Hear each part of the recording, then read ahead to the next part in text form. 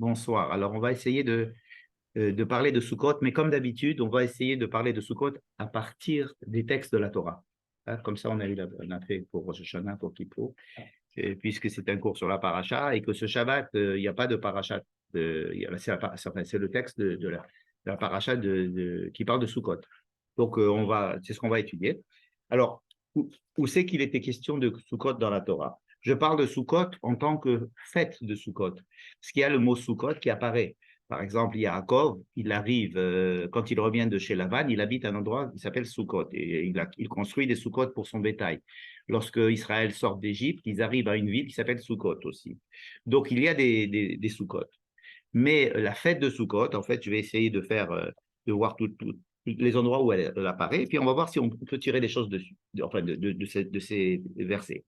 Donc là, dans le livre de Shemot, chapitre 23, on donne les Shalosh Regalim, hein, le verset 14. Shalosh Regalim Tachogli Bashana, donc on nous donne pour la première fois le nom de trois fêtes dans l'année. Tu vas fêter trois fêtes pour moi. Chag HaMatzot, Chag HaKatsir, Bikurai Vatera, Vechag HaAsif. Voilà, donc on nous annonce qu'il y a une fête du Asif. Qu'est-ce que c'est que Asif? C'est en principe la récolte, n'est-ce pas? Chag HaAsif, Betzet Hashana, lorsque l'année sortira. Alors, l'année qui sort, c'est l'année agricole. Parce que après, on rentre dans l'hiver, etc. Donc, on finit l'année agricole. Alors, sur ce verset-là, on s'est appuyé déjà pour dire que Rosh Hashanah, que le mois de Tishri, c'était le mois de Rosh Hashanah, puisqu'il y avait Tzet Hashanah. Et on nous dit exactement que veut dire le mot asif lorsque tu vas ramasser tout ce qui est dans ton champ. C'est-à-dire que tu vas tout rentrer dans les granges et tu vas tout ramasser. Voilà, c'est tout ce qu'on dit sur la fête qui ne s'appelle pas Sukkot. On appelle ici Chag HaAsif. On n'a aucune date par rapport au mois, mais on sait que ça doit se passer lorsque je rentre dans mes silos, tout le blé, je rentre toute la récolte, parce que je peur que la pluie donc c'est le Chag HaAsif. Une date fixe, même s'il y avait une mauvaise récolte, c'était pas prêt, c'était machin, c'était comme une date fixe. D'après ça, non. D'après ça, ça dépend. Ça dépend de ton Asif. Ça dépend. Si par exemple il y a un mois de décalage ou 2 mois de décalage, ben t'attends. Par exemple, on a aussi pour le Chag HaMatzot, Shivat Yamim Tochal Matzot, Kashas Vera, les Moed Chodesh Aviv. Justement là, on nous dit que c'est au printemps, mais on ne nous donne pas de date. Ça veut dire que si le printemps est plus tôt ou plus tard, tu t'arranges.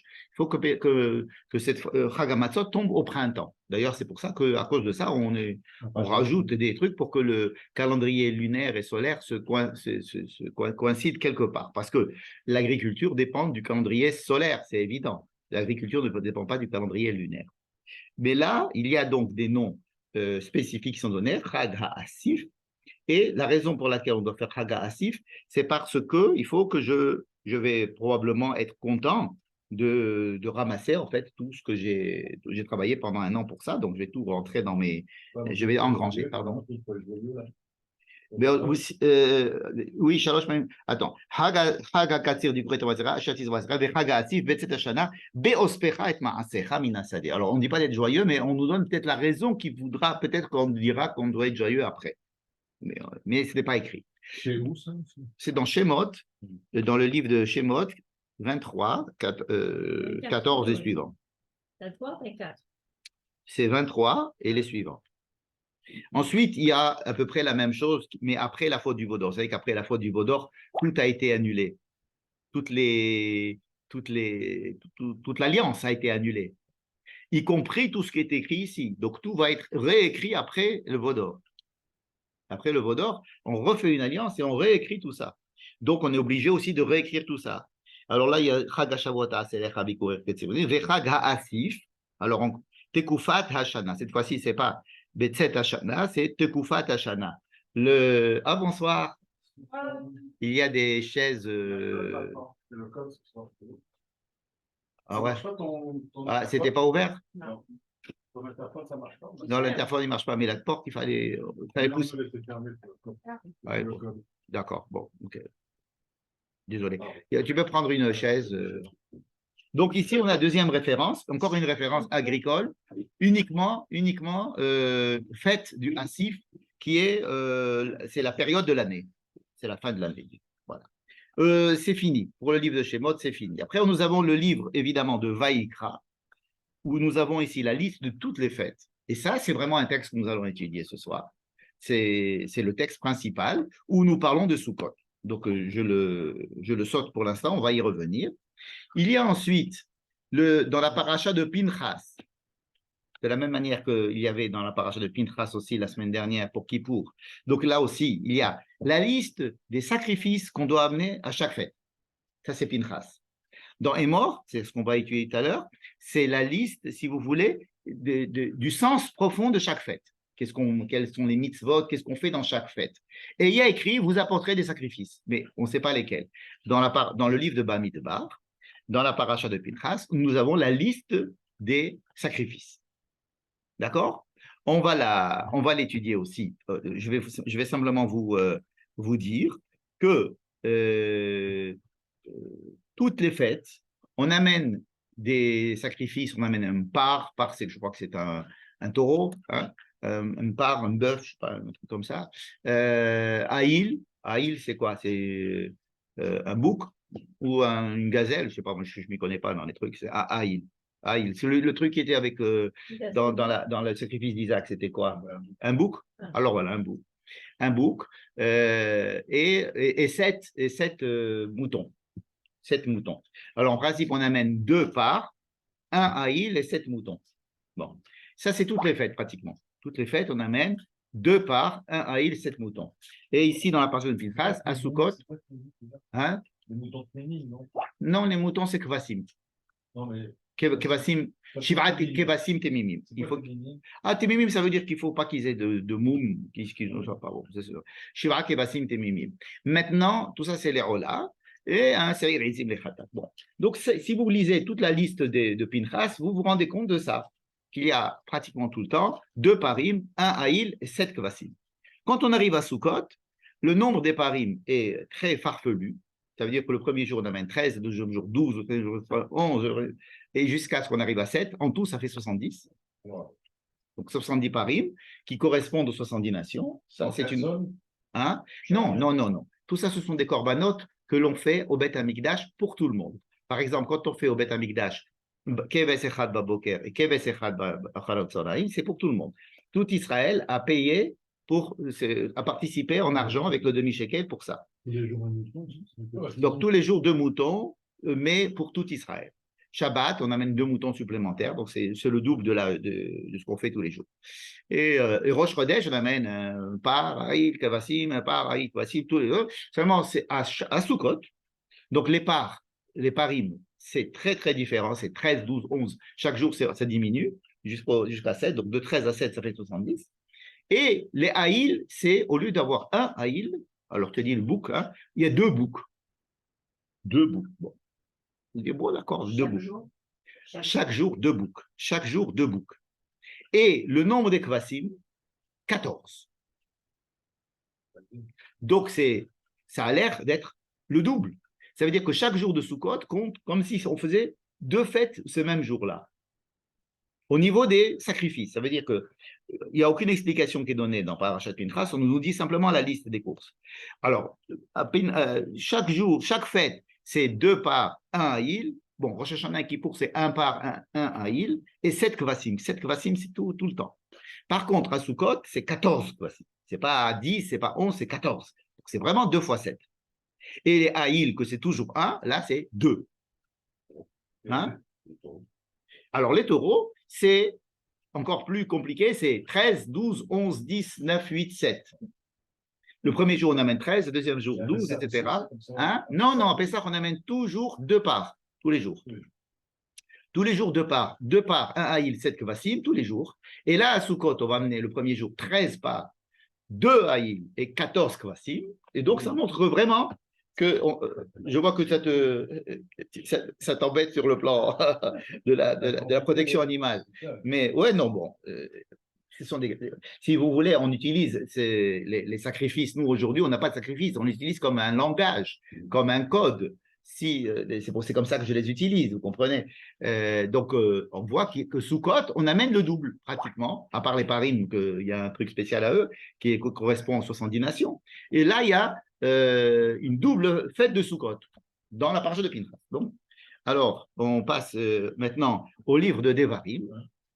Pardon, Parim, ce sont des bœufs ou des taureaux, mais je pense plus des bœufs. Les taureaux, c'est des bœufs castrés, c'est ça? Ou l'inverse, je ne sais pas. Le bœuf, c'est un taureau castré. Ouais. Bon, ça m'étonnerait qu'ils amènent des trucs castrés, donc ils devaient amener des taureaux. En tous les cas, ici, dans le livre de Devarim, pardon, dans la paracha de Re'é, vous savez qu'il y a un grand chidouche dans le livre de Devarim, dans la paracha de Re'é. Ce chidouche-là, c'est que il y aura un endroit où va être concentré le culte. Dans toute la Torah, on ne nous en parle pas, mais dans paracha de Re'é, dans le livre de Devarim, Makom Asher Yifchar Lecha Elohecha Shama, et c'est là-bas qu'on va faire les sacrifices, c'est là-bas que vous allez faire les fêtes, c'est là que vous allez venir pour les 3 fêtes, etc. Donc, on nous parle des 3 fêtes. Et alors, en nous parlant des 3 fêtes, par exemple, donc là, on nous parle de Sukkot. On nous parle de Sukkot. Pourquoi on nous parle de Sukkot? Parce qu'on nous a parlé de Pesach, Shavuot et Sukkot. Et alors, on nous dit Chaga Sukkot, on nous rappelle aussi l'histoire du côté agricole. On fait Sukkot lorsque tu ramasseras, mais on ne nous donne pas la date. Et tu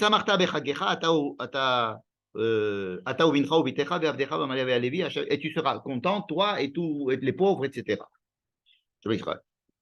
Après, il y a écrit Shivat Yamim Tachog l'Adonai Elohecha. Encore une fois, on nous parle. Shivat Yamim Tachog l'Adonai Elohecha. Pendant 7 jours, tu vas fêter une fête à Dieu, une fête de Dieu, Tachog l'Adonai Elohecha. Bamakom Asher Yivchar Adonai, qui est dans l'endroit que Dieu aura choisi. Et ça, c'est le leitmotiv de la paracha de Re'é. Tout doit se passer dans l'endroit que nous connaissons aujourd'hui comme Jérusalem, mais qui à l'époque n'était pas encore défini comme Jérusalem. Et donc là, nous avons dans Devarim, dans Shemot, c'est-à-dire dans les 2 premières références et dans la dernière référence, un côté agricole évident, n'est-ce pas? Qui est lié à Pesach, Shavuot et Sukkot, n'est-ce pas? À chaque fois, on nous parle des 3 fêtes. Moi, je ne vous ai pas lu ce qu'il y avait écrit sur Pessah et Shavuot, mais vous me croyez qu'avant, il y avait écrit pour Pessah, Shavuot et Sukkot. À part qu'on n'appelle pas ça Sukkot tout le temps, on appelle ça Chaga Asif pour la plupart du temps. Mais même quand on l'appelle Chaga Sukkot dans Devarim, parce que maintenant on le connaît, on nous redit que c'est Chaga Asif. Et on ne nous donne pas de date dans tous ces endroits-là. On ne nous donne pas de date. On ne sait pas quand est-ce qu'on va le faire. On sait simplement que c'est une 3e fête à faire. D'accord? Bon. Maintenant, nous rentrons dans les 2 sources qui sont au milieu. Une dont je viens de parler, c'est-à-dire la liste des korbanot. Là, on nous donne une date. On nous dit que c'est le 15 du mois de Tishri, du 7e mois. Et dans notre paracha que nous allons étudier ce soir, paracha de Hémor, il y a évidemment une date. Alors, qu'est-ce que c'est que la paracha de Hémor? C'est ce qu'on va étudier ce soir. Qu'est-ce que c'est que la paracha de Hémor? C'est la paracha qui nous dit dans le livre de Vaïkra toutes les fêtes, mais surtout le sens et ce qu'on doit faire dans chaque fête. En dehors du fait qu'on doit amener des korbanot, ça c'est dit dans la paracha de Pinchas, d'accord? Et là, on nous décrit toutes les fêtes. Alors on nous dit, voici la liste des fêtes, des rendez-vous que je vous donnerai. Shabbat, pendant 6 jours tu travailleras. Shabbat. Ensuite, ça veut dire, voilà, on recommence une nouvelle liste. Je répète, je vais vous lire les textes, comme ça je ne vais pas, à chaque fois je vais me tromper dans des trucs comme ça. Pardon. Voilà, donc c'est juste après.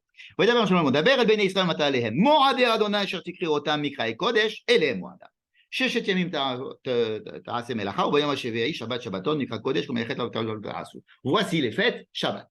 Ensuite, et les Moadé Adonai. Encore une fois, on recommence à nous parler d'une liste. Voici la liste des fêtes. Attends, c'est ce qu'on m'a dit avant Shabbat. Et on a commencé par Shabbat, mais on recommence à me donner une liste des fêtes. Le Shabbat, c'est toutes les semaines. Les fêtes sont et les Moadé Adonai, Asher tikreu otam mikrae kodesh elehem moadai. Ça, c'était la première introduction. La deuxième introduction, ele moadei Adonai mikrae kodesh asher tikreu otam be moadam. C'est pas très différent.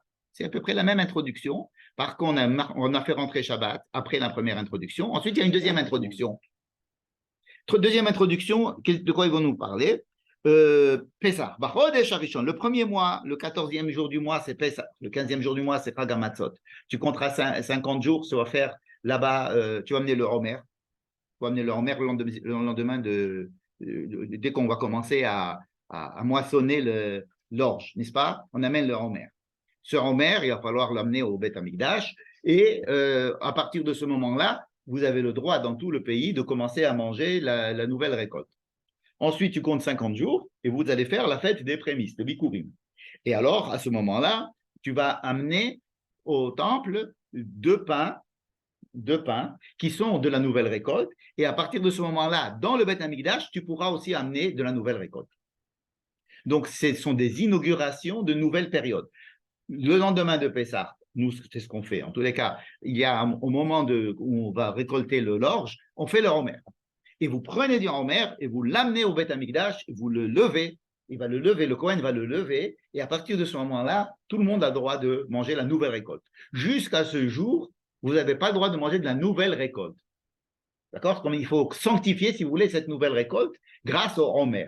Le Homer va vous permettre, en fait, on va vous permettre de profiter de la nouvelle récolte. Ça veut dire que si j'ai du blé, par exemple, si par hasard j'ai du blé, en principe, le blé n'est pas encore poussé tout à fait, mais si j'ai du blé, je ne peux pas faire des matzot avec ce blé.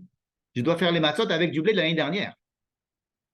Parce que jusqu'au lendemain de Pessah, c'est le jour où on va me permettre de pouvoir consommer. Donc, la hanafat Homer, c'est quelque chose qui va me permettre, tous les agriculteurs, tous les habitants d'Israël attendent encore plus que la fête de Pessah. Ils attendent ce moment pour pouvoir consommer. Hein, c'est comme si le vin nouveau, le Beaujolais nouveau, c'est-à-dire toute la nouvelle récolte. Maintenant, est-ce que cette nouvelle récolte, on peut l'apporter au Beth Amikdash?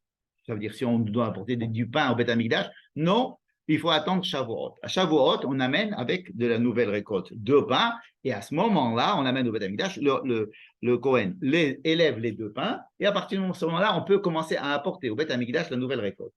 D'accord? Il y a dans ce Homer-là un peu de moisson. On va moissonner. On va commencer à ramasser on va moissonner. Donc, on va commencer à la. Pas si on ramasse, on ne pas. Non, on coupe. On coupe, on ne moissonne pas, moissonner, c'est le début. Non, pourquoi? Moissonner, c'est la moisson, c'est à la fin. Ouais, c'est quand on sème. Je suis confondu avec le mot semer. Oui. Et ça, il faut rajouter un joli mot avant. Alors, en tous les cas, on commence à faire quelque chose. À Shavuot, c'est encore une autre inauguration de la récolte. C'est le tout début de la récolte. On dit que c'est le début de la récolte du manger des animaux. Parce que l'orge était les séoras, c'est plutôt le manger des animaux. À Shavuot, c'est le summum de la récolte, hein, du blé, n'est-ce pas? À Sukkot, ça va être la fin de la récolte. Chaga Asif. Pardon? On les met dans les granges. On les met dans les granges, mais on a probablement mis dans des granges plusieurs fois des choses. Ça veut dire que dans le champ, il n'y a pas une seule chose à récolter, il n'y a pas qu'une seule, il y a plusieurs récoltes. Donc le début de la récolte, c'est Pessah, le summum de la récolte, c'est à Shavuot, et la fin de la récolte, c'est à Sukkot. Donc il ne faut pas penser que Sukkot, c'est la fête de la récolte, c'est la fête de la fin de la récolte. C'est pour ça qu'on nous a dit à la fin de l'année. À la fin de l'année, Betzet Hashana. Ça veut dire qu'en fin de compte, pourquoi je vous rappelle ces 3 choses-là de Pessah, Shavuot et Sukkot, vous allez voir que c'est très important pour comprendre la fête de Sukkot et que les 3 fêtes dont on nous avait parlé, Pessah, Shavuot et Sukkot, sur le plan, si vous voulez, on nous avait annoncé comme ça 3 fêtes. Maintenant, dans la paracha de Hémor, on se rend compte qu'il y a quelque chose, un aspect agricole très marqué qui relie ces 3 fêtes. On a vu Pessah, je vous ai dit Shavuot, et maintenant, après Shavuot, il passe à Rosh Hashanah, ce qu'on appelle Yom HaZikaron, premier Tishri. Ensuite, il passe à 10 Tishri. Après Shavuot, après Sukkot. Après Shavuot, on passe au premier Tishri. Ça veut dire à Rosh Hashanah. La fête d'après Shavuot, c'est premier Tishri. Donc, on va nous décrire le premier Tishri. Qu'est-ce que c'est que Yom HaZikaron? Après, on va nous dire, attention, le 10e jour, c'est Kippour. On a étudié ça. Et ensuite, il nous dit, ça on a fait.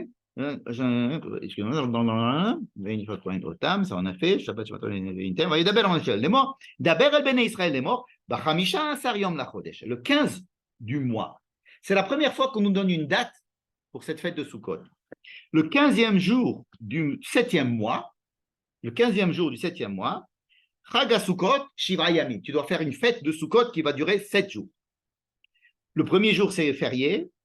Le 7e jour, le 8e jour, c'est férié. Ça veut dire que tu vas le faire 7 jours, mais le 8e jour, c'est un jour férié qui va avoir un nom qui s'appelle Atzeret. D'accord? Comme Echet Avoda Lotas, vous ne devez pas travailler ces jours-là. Qu'est-ce qu'on nous a appris?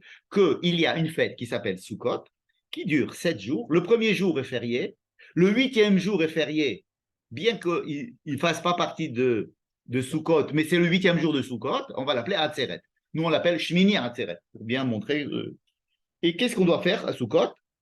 Ne pas travailler. Ne pas travailler et faire de cette journée une fête. Une fête, Takrivu Ishel Adonai, Bayom Hashemikra Kodesh, et vous devez amener des sacrifices qu'on va nous donner après dans la partie de Pinchas, et c'est fini. On a fini toutes les fêtes. Et les Moradé Adonai Mikra Kodesh, les Akriv Ishel Adonai, Rola ou Minchas, Devar Devar Devar Devar, Milevad Shabbatot Adonai. Alors maintenant, on nous dit, voici la liste des fêtes. À part Shabbat. Comme ça, à part Shabbat. Ça veut dire que si vous êtes mathématicien, imaginez comment ça s'appelle, comme des parenthèses. Ça veut dire 2 fois x plus y. Donc, je mets 2, je mets entre parenthèses x plus y, n'est-ce pas? En fait, le 2, il va se distribuer sur le x et sur le y. Ça veut dire que le 2, c'est le titre et xy, c'est le titre de ça. Mais si j'ai par exemple 2a, ou bien 2a plus 2 facteurs de x plus y, les 2a, c'est autre chose. L'x plus y, il a un facteur 2, mais les 2a, c'est un autre membre. Donc ici, on avait dit introduction, Shabbat, introduction, les fêtes, conclusion. Conclusion, c'est comme si je ferme la parenthèse. Mais je ferme la parenthèse de quoi? Puisque j'ai ouvert 2 parenthèses. J'ai ouvert une première parenthèse, et on m'a mis Shabbat. J'ai ouvert une deuxième parenthèse, on m'a mis dedans toutes les fêtes, et on me referme une parenthèse, mais je ne sais pas si elle referme toutes les parenthèses ou simplement la deuxième parenthèse. Alors on me dit, attention, c'est une parenthèse que pour les fêtes. Milevad Shabbatot Adonai. Donc c'est la deuxième parenthèse qui se ferme là. Et après, qu'est-ce qu'on nous dit? Alors, qu'est-ce qu'ils vont nous dire après? Imaginez, on a parlé de tout. On a parlé de Shabbat, on a parlé de toutes les fêtes, y compris Sukkot, on a tout parlé. Et les Moadé Adonai, donc on a fermé la parenthèse. Voici les fêtes que Dieu vous a dit. Ne comptez pas le Shabbat parce que je suis en train de fermer la deuxième parenthèse. Je ne suis pas en train de fermer la première parenthèse. D'accord? Bien. Attention, j'ai oublié quelque chose.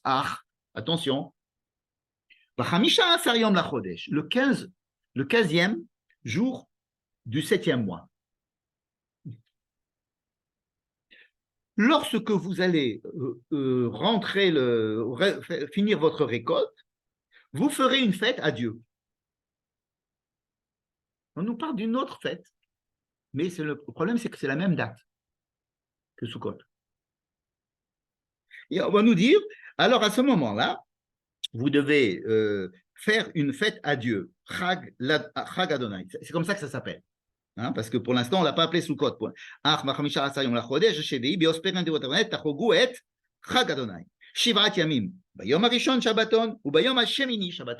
Le premier jour, c'est un jour férié. Et le mot Shabbaton, ça nous rappelle tout ce qui est 7. Vous savez, tout ce qui est 7, c'est Shabbaton. La 7e année de la Shemitah, elle s'appelle Shabbaton. C'est-à-dire, Shabbaton, ce n'est pas un petit Shabbat. Shabbaton, ça veut dire 7. On peut le démontrer partout où il s'est écrit Shabbat et Shabbaton. Shabbat, c'est 7. C'est pour ça qu'il y a là que le 7e jour, on l'appelle Shabbat. D'accord?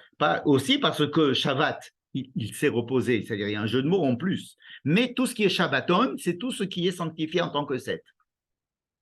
D'accord? Donc, Shabbat, au début, il était Shabbaton. D'accord? Alors ici aussi, on nous dit, celui-là, il est Shabbaton. On ne dit pas il est Mekra Kodesh seulement, on dit il est Shabbaton. D'accord? Donc, un petit peu, il nous rappelle un peu Shabbat. Alors, Bayom Arishon Shabbaton ou Bayom Hashemi Shabbaton. Ulkartem Lachem. Voilà, maintenant on nous dit qu'est-ce qu'il faut faire. Ulkartem Lachem Bayom Arishon. Le premier jour, vous devez prendre pour vous. Pri Aetz Hadar, Kapot Emarim, Anaf, Aetz Avod, Ve'arve Nahal. Quatre végétaux. Usmartem Lifnei Adonai Elohechem. Et ainsi, vous allez vous réjouir devant Dieu. Shivrat Yamim, pendant 7 jours. Hein? C'est ce qu'on appelle le loulav aujourd'hui. Ce sont les 7, on va y revenir. Vechagotem oto chag ladonai. Alors là, c'est incompréhensible. C'est un passouk qui est incompréhensible, le passouk 41. Parce qu'on nous dit, il va falloir que tu le fêtes, une fête de Dieu. Mais ça, il l'a déjà dit plein de fois. Vechagotem oto chag ladonai. Certains rabbins disent qu'il s'agit d'une mitzvah particulière qui est d'amener un korban, qui s'appelle korban chagiga, pour dire la chog. On veut faire quelque chose au temple avec Dieu. D'accord? Mais pas tous les rabbins expliquent ça comme ça. Certains disent non, c'est avec le lulav que tu vas faire la chog, que tu vas fêter. Vous savez qu'est-ce que c'est quoi la chog? Chag, c'est quoi chag? Tourner. La chog, c'est tourner. Hein? Vous voyez une montre, quand vous avez les trucs, c'est les machogim. C'est ceux qui tournent, les aiguilles. C'est machogim. Donc la chog, hein? Oga, les chayeg, parce qu'avant c'était un truc qu'il fallait tourner avec le doigt. Donc c'était les chayeg, le calendrier. Donc la chog, c'est tourner. Après, en quoi tourner? C'est quoi tourner? Alors, au Beth Amikdash, effectivement, il prenait le lulav et il tournait 7 fois autour du misbéyach. D'accord? Avec le lulav. Il mettait des haravot sur le misbéyach et il tournait avec le misbéyach, avec le lulav. J'espère qu'on va arriver à expliquer cette chose-là. Pour tous les jours. Non, mais pas seulement de quoi? Avec le lulav? De tourner autour du misbéyach? Non, mais le fait que ce soit... De tourner autour du misbéyach? Non. On fait ça, on ne tourne pas autour du misbéyach. Je crois que tu utilises le mot chag. Ah ben les autres, ils ne s'appellent pas. Le mot chag est vraiment, pour les rabbins, le mot chag c'est Sukkot. Ah, c'est vraiment Sukkot, le mot chag. Nous, on dit chag sameach à chaque fois, même il y en a qui le disent pour Kippour, etc. Mais c'est très, très spécifique à Sukkot. Dans tous les cas, le deuxième Sukkot, vous permettez de l'appeler le deuxième Sukkot, parce que vous avez vu qu'il y avait un premier Sukkot, où on disait quoi? Que ça s'appelle Sukkot, qu'il y avait 7 jours, et puis c'est tout. Que c'était le 15 du mois. Hein. Là, on nous donne une deuxième fête Sukkot. Vous savez qu'il y a un avis dans la Gemara qui dit qu'il faut faire 2 Sukkot, un après l'autre. 7 jours et 7 jours, ça fait 14. Ouais. Il y a même, vous savez, même quand Shlomo Ameler a inauguré le temple, il avait fait une fête de Sukkot de 14 jours. Hein? Il n'a pas? Ah, c'était avant Sukkot. Non, il fait que Sukkot. Après Sukkot, il fait encore Sukkot. C'est 14 jours. D'accord? Ce qui veut dire que, j'espère qu'il n'y a pas des gens qui sont dehors et qui a... Bon. Non, je ne sais pas, non. Non, ma femme, elle a casse des brouilles. Elle a le code, tu vois. Et très bien. On a dit qu'il faut prendre le premier jour le lulav. On va rentrer dans le détail peut-être tout à l'heure. Chagoto oto chag ladonai, il va falloir faire une fête avec Dieu, mais avec la notion de tourner. Shivat yamim bechag chukat olam yotechem. Et ensuite, un autre passouk qui vient. Basukot teshvu shivat yamim. Un passouk qui n'avait rien à voir avec les autres d'avant, mais il vient à la suite. Vous devez habiter des soukot pendant 7 jours. Mais on ne dit pas quand. C'est de là que les gens ils disent, il y a une fête de 7 jours avec le lulav, mais il y a une fête de 7 jours avec le soukot. Il y a un avis qui n'est pas retenu dans la halakha, mais qui dit qu'il faut faire 2 soukot, un soukot avec le lulav, un soukot avec la souka. Vous allez voir que la souka et le lulav sont 2 choses qui sont presque opposées. Presque opposées. N'est-ce pas?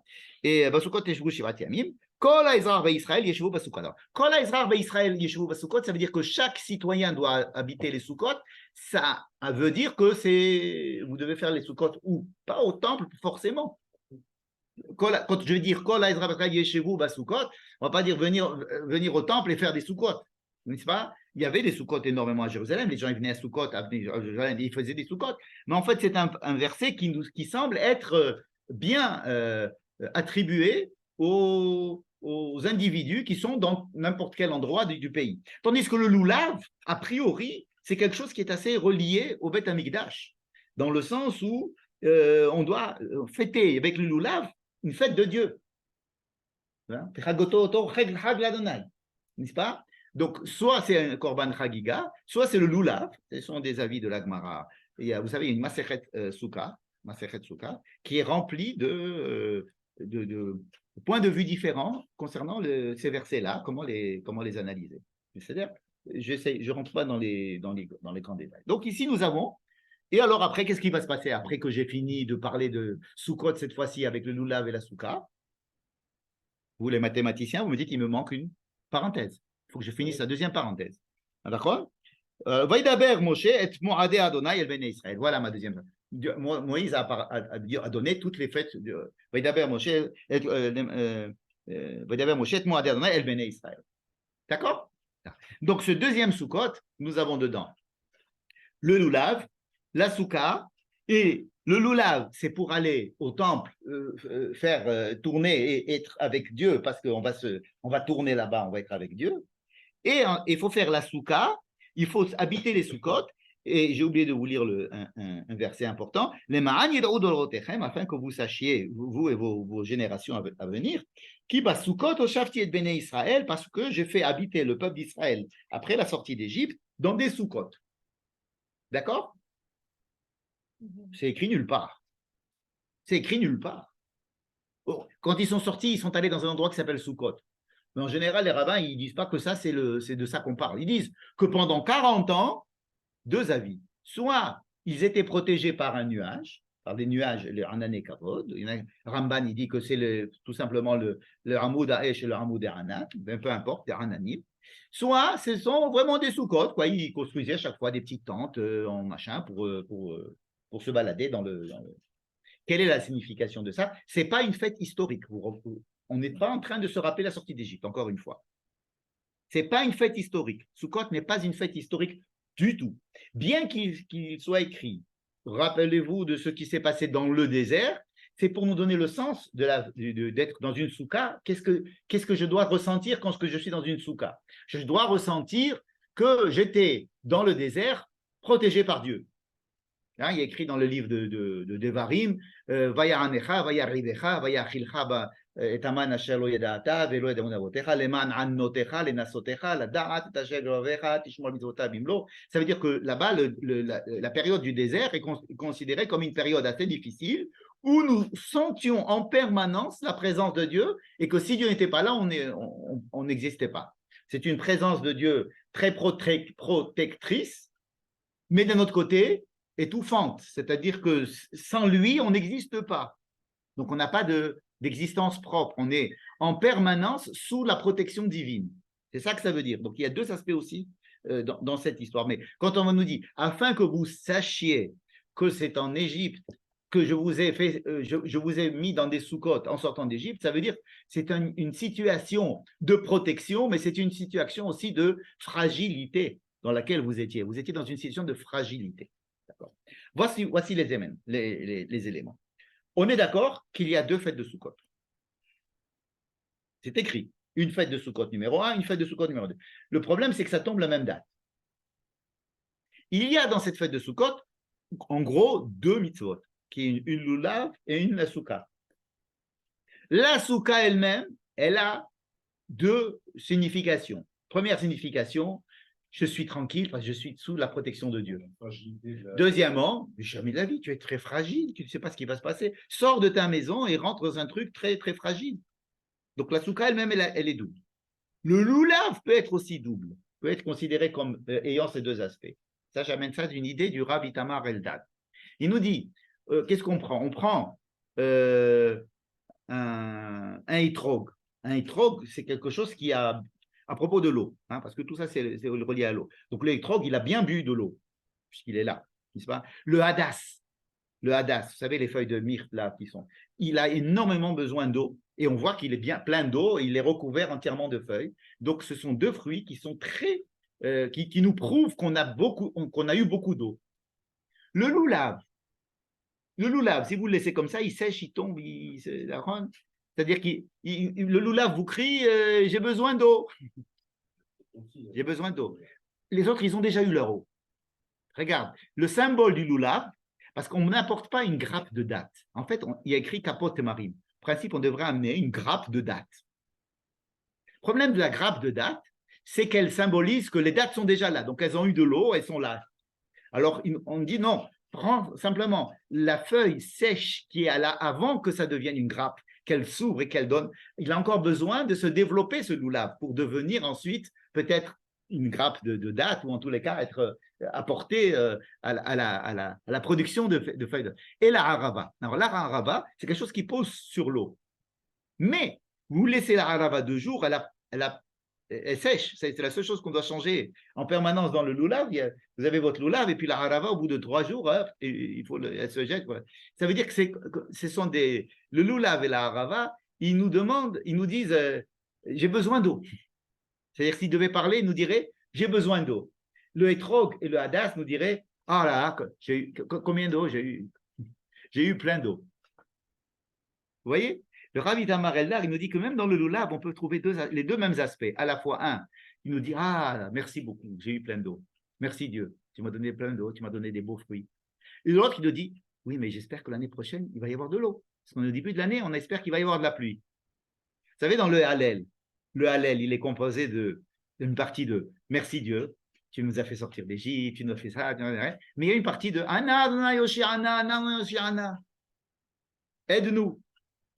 Vous voyez ces deux parties qui est dans le Hallel. Dans le Hallel, on dit merci pour tout ce que tu m'as donné. C'est-à-dire que, waouh, vraiment, on doit être très joyeux aujourd'hui pour tout ce que tu nous as donné. Par exemple, ça correspond au Hag HaAsif, où je suis en train de finir ma récolte. Alors là, je suis le plus heureux du monde. J'ai tout engrangé. Mon compte en banque, il est à son maximum. Je suis très heureux pour ce qui s'est passé. Mais il y a aussi un autre aspect. Ah, tu es comme ça?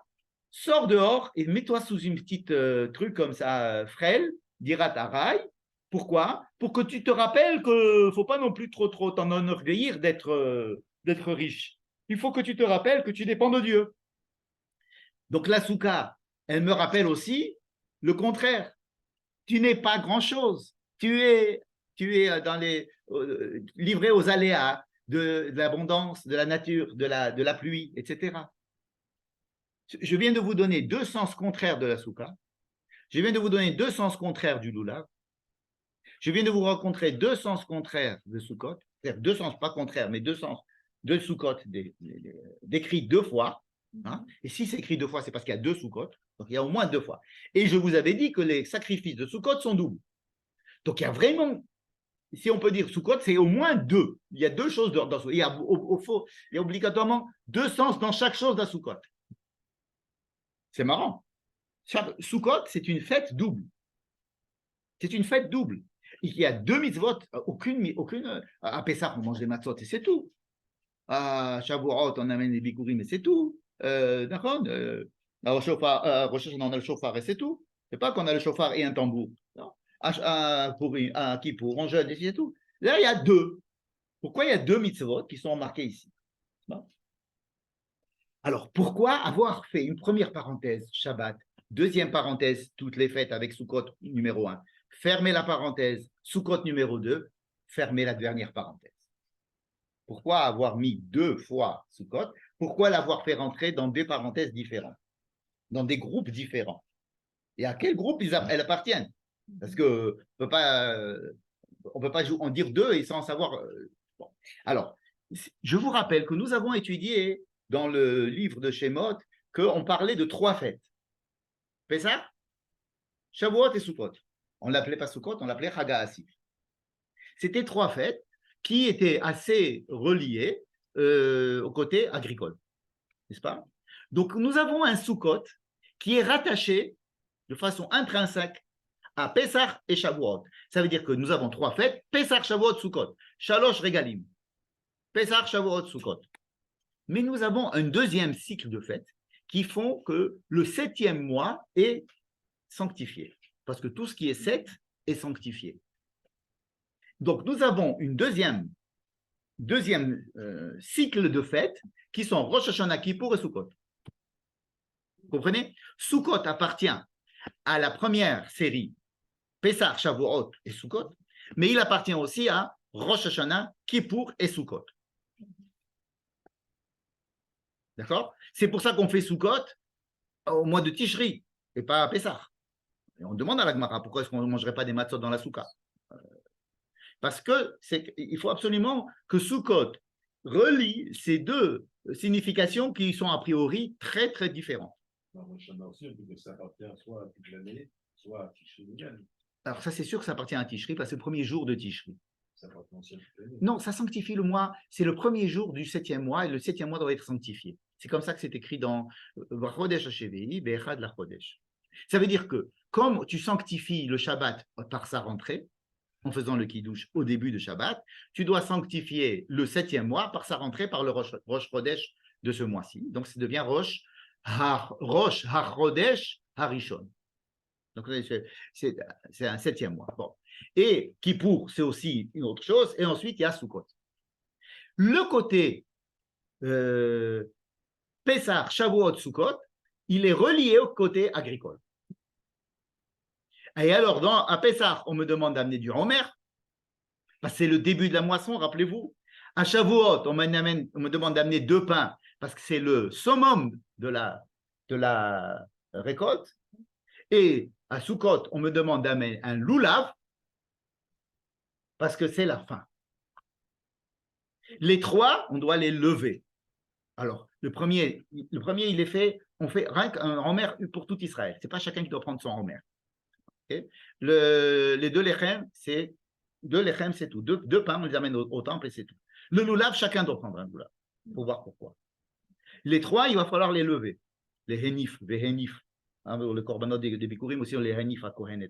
Et alors, il y a quelque chose qui relie ces 3 gerbes, si j'ose dire, ces 3 agoudotes de végétaux, qu'un qui est le Homer, la chita, qui est sous forme de pain déjà, et le loulav. Le loulav n'est pas un truc à consommer, c'est la représentation de toute la végétation en général. Donc c'est vraiment quelque chose qui va nous ramener à l'eau. Parce que quand on a besoin de l'eau, ce n'est pas uniquement pour manger, pas parce qu'on a besoin de fruits, on a besoin de l'eau parce qu'on a besoin d'avoir des champs verts et de la végétation, on a besoin d'avoir des choses. On a besoin le hadas, on ne le mange pas, mais la harava, on ne le mange pas, mais on veut qu'il y ait de l'eau pour que toute la biologie puisse...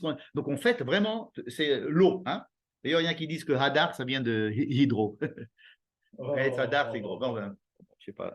Pourquoi avoir choisi Sukkot comme double fête? On ne l'a pas choisi comme double fête. Elle est une double fête. C'est pas qu'on a dit, tiens, je voudrais bien faire une fête double, on va choisir Sukkot. C'est-à-dire il faut comprendre qu'est-ce que c'est que Sukkot dans le premier cycle et qu'est-ce que c'est que Sukkot dans le deuxième cycle. Et après, il faut comprendre, si on a le temps, pourquoi est-ce que c'est la même fête. On aurait pu faire 3 fêtes et 3 fêtes, ça fait 6. Mais là, il y a 3 fêtes et 3 fêtes, dont la dernière se passe en même temps.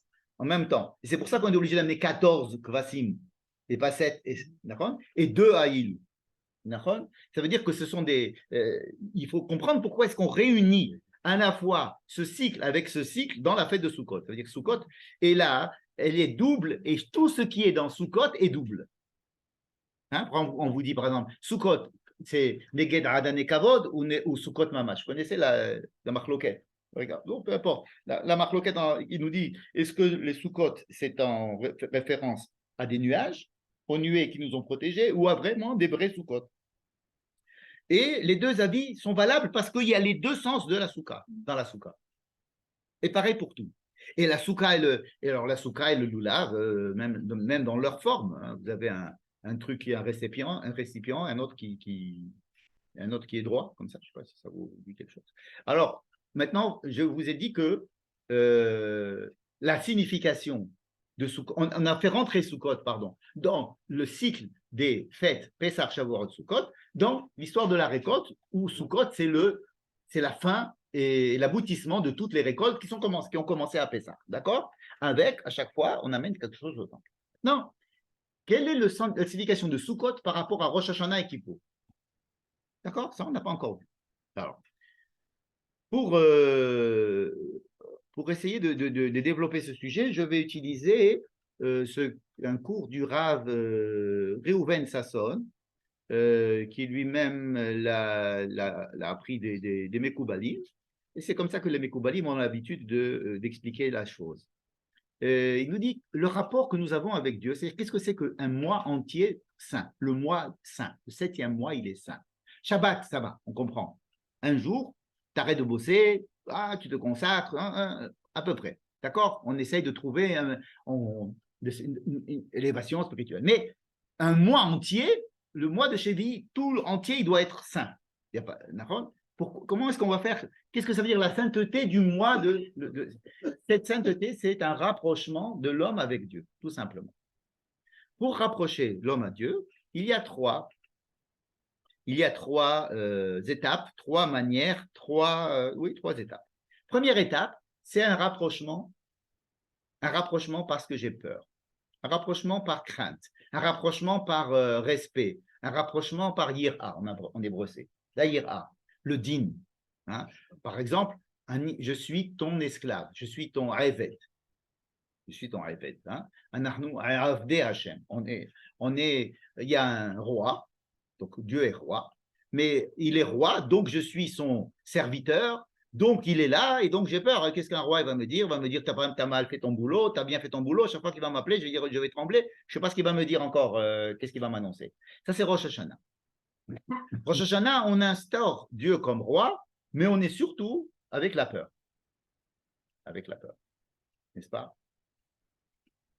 Mais à l'intérieur de cette peur, à l'intérieur de la yira, de la crainte qu'il y a à Rosh Hashanah, on a le shofar. Le shofar, quand on va dire que Dieu est roi, Hashem Meler, ou bien Malchuto Bakol Mashallah, vous savez, dans le Moussaf, il y a Malchuyot, Zichron, Shofarot. Hein, je vous rappelle, d'accord? Il y a trois parties dans le Moussaf. Il y a Malchut, Dieu est roi, après Zichronot, rappelle-toi de nous, Iskor, et Shofar, n'est-ce pas? Et dans chacun, on fait le shofar. C'est trois fois le shofar. Shofar dans Malchuyot, on dit, tu es roi. Donc tu es le roi, c'est la crainte. Mais après, le deuxième, on fait du shofar en disant, rappelle-toi de nous, dans le bien, évidemment. Rappelle-toi que tu nous as promis des choses. Rappelle-moi qu'on est en première ligne pour toi dans ce monde-ci. C'est-à-dire on est en train de subir tout ce que les gens voudraient te reprocher à toi. C'est nous, le peuple juif, qui le subissons. Rappelle-toi de nous. Rappelle-toi de l'alliance. Rappelle-toi de nos parents. Rappelle-toi d'Abraham. On dit rappelle-toi. Pourquoi? Pour qu'il nous aide. Et pourquoi tu vas se rappeler de nous? Comme des enfants. Kebanim. Bon, peut-être Rosh Hashanah, alors tu veux pas comme des banim, alors karavadim. Im kebanim, rachamenu. Bon, on sait qu'aujourd'hui, ce n'est pas le jour des banim, c'est le jour plutôt des avadim. Alors, im karavadim, alors im kebanim, im karavadim. Donc, le shofar, c'est un petit élément qui va nous permettre, dans le jour du din, de la yira, de la crainte, d'introduire une possibilité d'amour. Ça veut dire, juge-moi, mais sache que je suis ton fils. Qu'est-ce que c'est qu'un rapport de père à fils? C'est un rapport d'amour inconditionnel. Quoi qu'il arrive, tu seras mon fils. Quoi qu'il arrive, tu seras mon fils. Hein? Ce n'est pas comme un ouvrier, écoute, tu as fait une bêtise, je te renvoie, Eved. Eved, c'est le type, il est là, il y a le Yom Hadin. Donc, si vous voulez, le shofar, dans les Ichronot, c'est le prémisse de ce qui va se passer à Kippour, parce qu'à Kippour, ça va être que de la ahava, que de l'amour. On est tes enfants. On est avec toi. On t'aime, tu nous aimes. Toi, tu es avec nous, moi, je suis avec toi. Ça veut dire qu'on est là entièrement pour toi. À Kippour, on dit, tu vas nous pardonner, pas parce qu'on est juste, pas parce qu'on a bien fait, tu vas nous pardonner parce que tu nous aimes. Ce jour-là, je viendrai, je vous pardonnerai. Ça, c'est la ahava à Kippour. Elle se déclare complètement. Alors, on a dit, j'ai un peu à avoir un rapport avec quelqu'un. soit par la yira, c'est-à-dire je lui dois le respect ou je le crains. Deuxièmement, je peux avoir un rapport familial, ça veut dire d'amour, père-fils par exemple. Troisième étape, c'est la plus élevée, c'est le rapport qu'il y a entre un homme et une femme. Ce n'est pas un rapport social comme les deux premiers, ou c'est un rapport mamash, un rapport de corps à corps. C'est un rapport qui dépasse l'entendement, le consentement, la crainte. C'est quelque chose qui est, on appelle dveku, collé. Ça, c'est Sukkot, ça. Et ça, c'est Sukkot. Mais comment dans Pessah, déjà, il y a un petit peu de ce rapport-là? Parce que vous avez vu que dans Rosh Hashanah, c'est que de la yira, c'est que de la crainte. Mais il y a déjà, on est mashtilim, quelque chose de banim, de ahava, avec le shofar. D'accord? C'est pour ça qu'on mange et qu'on est content à Rosh Hashanah un petit peu et qu'on se souhaite bonne année, etc. À Kippour, c'est de la ahava. Mais on y instille dedans quelque chose qui est du rapport amoureux entre un homme et une femme. Où ça? Où c'est que c'est dans Kippour? Dans la rentrée du Kohen Gadol dans le Kodesh HaKodashim. Le Kodesh HaKodashim, il est considéré comme beaucoup comme la chambre à coucher. C'est là où on ne doit pas rentrer. Alors, les enfants ne doivent pas rentrer là-bas, en fait. Si. Et la chambre à coucher où il y a les deux kéroubim. Hein? C'est beaucoup, une fois par an, je crois. C'est beaucoup. Hein. Ah oui, je vois ton âge comme ça. Alors, les deux kéroubim, les deux chérubins, ils sont deux parce qu'ils montrent la Knesset Israël avec Dieu, qui sont un briquet comme ça. Donc, il ne s'agit pas de chaque homme avec Dieu, il s'agit de la Knesset Israël. Et le jour de Kippour, il y a une préfiguration de ce qui va se passer à Sukkot. À Sukkot, il va se passer cette union entre le Knesset Israël et Dieu, on va y revenir, mais le Kohen Gadol représente le klal Israël. Il devrait avoir, le Kohen Gadol, un sentiment national et collectif très, très, très poussé. C'est comme ça qu'on définit le Kohen Gadol, qu'on devrait en principe définir un Kohen Gadol. Je sais qu'il y a eu beaucoup de Kohen Gadol qui n'étaient pas à la hauteur de leur fonction pendant le deuxième temps. Mais la fonction du Kohen Gadol, c'est d'avoir le nom des enfants d'Israël sur ses épaules et sur son pectoral et de soutenir et d'être le porte-parole, le garant de l'unité du peuple et le représentant de toutes les fractions, comme par exemple un petit peu le roi en Angleterre ou le Nassi à Médina ici, qui sont censés être mamlertim, c'est-à-dire qui ne doivent pas prendre parti dans les marlocotes, mais représenter, si vous voulez, quelque chose qui représente l'État d'Israël. Il y a le Nassi à Médina, on dit, bon, on est que vote d'un Nassi à Médina parce que c'est représentant. Donc, comme ça, le Kohen Gadol, c'était, ou le roi d'Angleterre ou la reine d'Angleterre, c'est quelque chose qui représente l'Angleterre. On ne sait pas s'il est Labour, s'il est pas, lui, il est le roi. C'est-à-dire que le Kohen Gadol, qui rentre dans le Kodesh HaKodashim, c'est comme si toute la Knesset Israël et Dieu se reliaient à ce moment-là. Donc, dans Kippour, nous avons déjà une préfiguration de Sukkot. Donc, ces trois fêtes sont intimement reliées les unes aux autres et l'une amène l'autre. Rosh Hashanah par la Yira, Kippour par la Ahava et Sukkot par ce qu'on dirait la Dvikut. Donc, toute la fête de Sukkot, le signe profond kabbalistique de Sukkot, c'est l'union entre le peuple d'Israël et Dieu. C'est pour ça que c'est à Sukkot qu'il y a le grand Hakhel, n'est-ce pas? Vous savez, la 8e année, on fait Hakhel de tout le peuple à Sukkot. Bechag à Sukkot, Bevo Kol Israël. Sukkot, c'est quelque chose qui rassemble. En fait, et vous savez bien que le Lulav, par exemple, il rassemble toutes les façons d'être d'Israël, n'est-ce pas? Mais les kabbalistes insistent surtout sur le fait que chacun va entourer l'autre. Nous, on va construire une soukha qui va nous entourer. D'accord? En se disant que Dieu nous entoure. Vraiment. Comme ça, on doit sentir que nous sommes sous la protection divine. Hein? Mais avec le Lulav, nous, on entoure le Mizbeach, on entoure Dieu, comme si nous, on entoure. Ça veut dire que c'est vraiment quelque chose d'assez réciproque entre Dieu et la Knesset Israël. Donc, il y a quelque chose de la simcha d'être ensemble, c'est tout. C'est ça la simcha de Sukkot. Alors vous allez me dire, pourquoi est-ce qu'on amène 70 taureaux ou qu'est-ce qu'on a dit? Que c'était des taureaux ou des bœufs? Des taureaux. Alors pourquoi on amène 70 taureaux? Parce que on a un souci.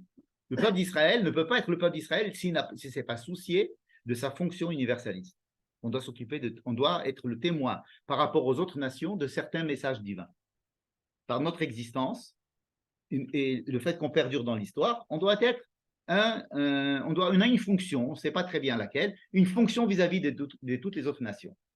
Donc, pendant Sukkot, on est obligé d'amener 70 taureaux, n'est-ce pas? Et nous? Alors, Shmini Atzeret vient et on amène un seul part. Alors, Shmini Atzeret, c'est vraiment le moment de l'union où il n'y a plus personne dans la chambre. On est tous les deux seuls. Et on a envoyé les invités, les machins. C'était Sukkot, si vous voulez, c'était le mariage. C'est la choupa. La soukha, ça peut être considéré aussi une choupa avec le srach, etc. Mais après, Shmini Atzeret, c'est le cheder ichud. C'est toi et moi. C'est-à-dire vous et moi. On arrête. D'ailleurs, il n'y a aucune mitzvah à Shmini Atzeret, il n'y a aucune mitzvah. Il n'y a pas de soukha, on n'a pas de soukha, il n'y a pas de loulav, il n'y a rien. C'est fête, mais c'est une fête sans mitzvah. C'est la seule fête sans mitzvah. Bon, les Juifs, ils ne supportent pas ça, ils nous ont mis Simchat Torah dedans. Mais Simchat Torah a son sens, puisqu'on va tourner aussi autour de la Torah, comme si on tournait autour de ce que nous avons reçu de Dieu, comme lui tourne autour de tout avec la soukha. Il y a quelque chose, un amour que les Juifs n'ont pas réussi à laisser comme ça dans l'air, virtuel. Hein. Ils ont voulu nous qu'on l'exprime avec la Torah, avec l'amour d'Israël et de la Torah, etc. Bon, alors... à Chous Laaretz, ils ont 2 jours, ils le font le deuxième jour. Shmini Atzeret dure 2 jours. Shmini Atzeret dure 2 jours en alors ils le font le deuxième jour, Simchat Torah. Mais quand ils font Simchat Torah dans la prière, ils disent Yom Shemini Atzeret, Yom Shemini Atzeret Azeh. Ils disent que c'est Shemini Atzeret. Hein, c'est Simchat Torah, mais Shemini Atzeret d'abord, avant d'être. Voilà, si tu veux. Très bien. Bon, donc on a dit que Sukkot, c'est une fête de l'amour physique entre Knesset Israël et Dieu. Comment est-ce que moi, je vais participer de cet amour? Puisque c'est la Knesset Israël, c'est l'ensemble du peuple d'Israël. Et moi, qu'est-ce que je suis dedans? Si tu te considères comme faisant partie du peuple d'Israël, si tu vois la partie en toi qui est commune à tout le peuple d'Israël, alors tu es en relation pratiquement charnelle avec Akadosh Baruch Hu à ce moment-là. Donc l'entrée dans la soukha, c'est comme si on rentrait vraiment dans une intimité. Alors, j'essayais tout à l'heure de vous faire l'allusion du loulav. Du loulav, qui les psychanalystes diraient que c'est un symbole, et que la soukha, il parlerait aussi d'un autre symbole, et que donc il y a un côté masculin et féminin, si vous voulez, dans ces deux mitzvot, qui sont les deux, j'avais dit tout à l'heure, opposés, mais qui sont en fait extrêmement complémentaires. L'une est beaucoup plus reliée au Beth Amikdash, l'autre est plus reliée à toi, à Israël, qui habite Haïfa et que tu veux aussi ta soukha, même si tu viens à Jérusalem et tu vas te faire ta petite soukha dans la cour de n'importe de quelque chose, tu vas te faire ta soukha, tu vas fabriquer une soukha. Mais il faut que dans la soukha, vous allez me dire, mais pourquoi la soukha? C'est assez individuel, c'est assez personnel. Viens dans ma soukha, j'ai ta soukha, n'est-ce pas? Et alors, comment est-ce qu'on peut parler de quelque chose de collectif alors que c'est une soukha de chacun, hein? On parle par exemple d'une grande soukha, mais quelle est la grande soukha qui pourrait... Mais parce que chacun doit, qu'est-ce qu'on fait dans la soukha? On a 2 aspects, chacun de nous a 2 aspects. On a un aspect individualiste, mon ego existe, on a des différences de toutes sortes, et donc ça s'exprime par nos différences, même on peut être amis, mais on est très différents. Mais au fond, il y a quelque chose, une deuxième partie qui est en chacun, du peuple d'Israël, et qui le relie au peuple d'Israël, qui est la même neshama du peuple d'Israël. C'est comme si vous voulez, ce sont 2 cellules dans le corps, ils se battent entre elles. Non, laisse-moi, moi, ces protéines, elles sont pour moi. Non, tu as déjà pris toi, machin. Laisse-moi, moi j'ai besoin, mes mitochondries chez moi sont fatiguées, laisse-les-moi pour moi. Non, donc ils peuvent se battre. Mais en fait, à la fin, tu dis, maintenant, vous faites partie d'un seul corps. Vous travaillez pour le même bonhomme, quoi. Donc, voilà, c'est simple. C'est que chacun. Alors, les Ushpizin, c'est très intéressant. Les Ushpizin, chaque jour, un Ushpiz différent. Ça veut dire que tu dois apprendre, j'appelle ça la souplesse. Tu dois apprendre à rentrer dans la mida de Abraham et de sortir et de rentrer dans la mida de Yitzhak et de sortir et de rentrer dans la mida de Yosef et de sortir et de rentrer dans la mida de. C'est-à-dire qu'il y a, c'est comme si, par exemple, j'exagère peut-être, mais imaginez qu'une fois, dans ma souka, un jour, je vais accrocher partout le journal Haaretz. Et on va faire tout comme si nous étions tous de gauche. Puis le deuxième jour, on va faire tous comme si on était tous Meretz. Et on va rentrer dans la souka en tant que Meretz. Et le troisième jour, on va rentrer comme si on était Mitnachalim à Hebron. Et le quatrième jour, on va faire comme si on était un juif de Khoutlaretz qui n'est même pas là. Et imaginez qu'on nous demande de rentrer chaque jour et de faire comme si c'était. Et on fait la Birkat Amazon en disant Birshut, Abraham, Shpiza de Yoma. Ça veut dire qu'on respecte, toute la journée, on respecte ce que Abraham préconisait. Alors c'était le contraire complètement de ce que Yitzhak préconisait, puisque c'était le din. Mais on apprend. Alors, c'est comment faire pour se sentir, si vous voulez, faire partie du peuple d'Israël, c'est que chaque jour, on rentre dans une autre manière d'être d'Israël. C'est une manière très pédagogique que les kabbalistes ont trouvé, de nous faire rentrer chaque jour dans une autre ambiance dans la soukha, que chaque jour, et nous avons même quand on fait les hakafot, on les fait sous le signe de Abraham, le lendemain on le fait sous le signe de Yitzhak, vous savez, et donc nous avons le fait d'habituer le juif à écouter, rentrer dans l'ambiance et être l'invité de l'autre et de vivre comme l'autre, comme celui-là, et de sortir, et le lendemain de rentrer et de sortir. C'est pour ça qu'il y a 7 jours. Pourquoi il y a 7 jours? Parce qu'il faut avoir le temps de. 7, c'est la pluralité, toute la semaine, comme ça. Donc, est-ce que tu as été lundi dans une souka? C'est pas pareil que de rentrer mardi dans une souka. Une souka le lundi, comme un dimanche au soleil, c'est pas pareil que le mercredi dans la souka. 7. Ils sont 7 jusqu'à David le dernier jour. Ce qui fait que la souka va me permettre de rentrer, travail individuel qui va me demander de faire partie du collectif. C'est ça le travail de la souka. C'est-à-dire que quand j'ai le loulav, j'ai l'impression d'avoir mon loulav. C'est mon loulav. Car t'aimes lachem. Tu as ton loulav, moi j'ai mon loulav. Et chacun comme une épée comme ça. Mais lui-même, il représente toutes les manières d'être aussi. Vous voyez? Donc si on résume, la fête de Sukkot est double. Elle est composée de... parce que sur le plan kabbalistique, c'est l'union entre c'est l'union. Parce que Sukkot, c'est l'union des contraires. Sukkot, c'est l'union entre l'homme et la femme, c'est l'union entre Dieu et la Knesset Israël. C'est l'union des contraires. Parce que même si on décrit des mouvements contraires, comme j'ai décrivé tout à l'heure, par exemple, le Hallel, c'est merci, je suis content pour ce qui s'est passé, et s'il te plaît, pour l'avenir, Hosha'ana, Hosha'ana. Alors, tu es content pour ce qui s'est passé ou bien tu es angoissé pour ce qui va venir? Ben, les deux, le Hallel, c'est les deux. Hein, c'est pour ça qu'on fait deux fois, on fait le Hodou Lamaikitov, qui est dans Phrasdo, et on dit aussi Ohana, Oshiana. Le Lulav, on a essayé d'écrire que les 4 éléments, eux aussi, ils disaient, moi, merci, j'ai eu plein d'eau. Et l'autre qui disait, ah, mais moi, j'ai besoin d'eau en permanence, sinon je tombe. Donc, donne-moi encore. La souka, c'est, moi, je suis entièrement je suis heureux d'être sous la protection divine. Je rentre dans la souka, je suis sous la protection divine, Baruch Hashem. Et le deuxième truc, c'est pas du tout. Quand tu as tout ramassé dans Sukkot, tu vas te sentir tellement fier. Il ne faut pas être fier. Il faut être un petit peu angoissé de ce qui va se passer dans l'année prochaine. Sors dans la souka et dis-toi qu'il faut quand même bosser. Il ne faut pas non plus dormir sur tes lauriers. Donc la souka, elle a aussi ces deux. Vous voyez, la souka, les deux. Le lulav, les deux. Le lulav et la souka. Souka qui fait partie des fêtes agricoles de Pessah, Shavuot et Sukkot. Sukkot qui fait partie de Rosh Hashanah, Kippour et Sukkot. Donc vraiment, c'est une fête double. Et donc, l'union des doubles, c'est le principe de Sukkot. C'est l'union des différences. Donc, on demandait tout à l'heure pourquoi ne pas avoir fait 2 fêtes différentes. Parce que c'est le principe même de Sukkot de réunir.